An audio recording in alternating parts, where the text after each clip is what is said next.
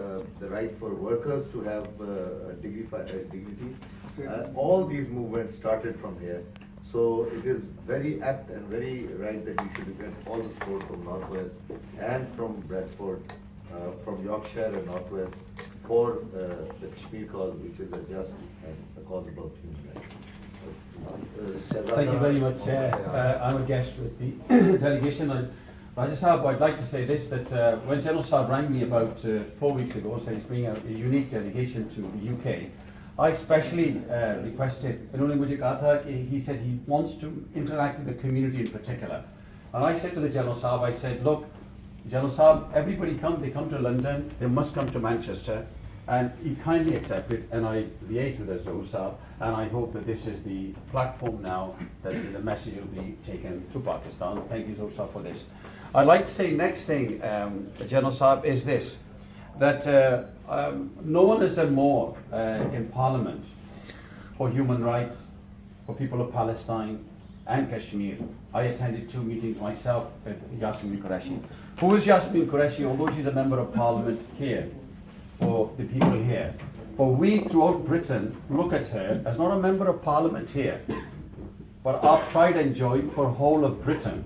And no doubt you look at that in Pakistan. She is the first Muslim MP.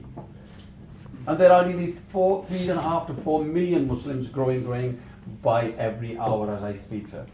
And she has achieved this milestone. And one thing I'd like to say, every one of your meetings has been important, the delegations, but this meeting is also very unique and historic. For the fact is, General Saab, that on this table today, we have politicians of conscience, politicians of people.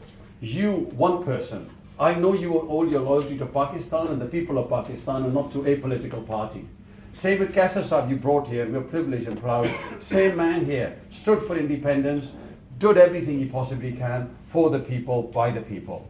Yasmin Qureshi equally has stood up morally, ethically, on principles, not getting into Parliament to look after the party interest, Prime Minister's interest, or her own political interest.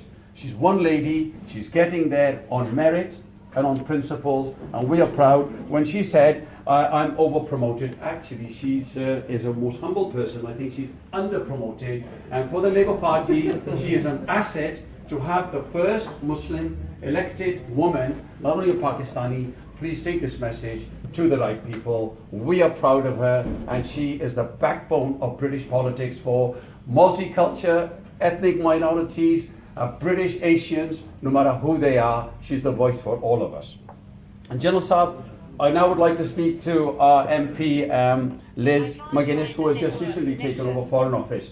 Ma'am, you mentioned that for you it's a learning process.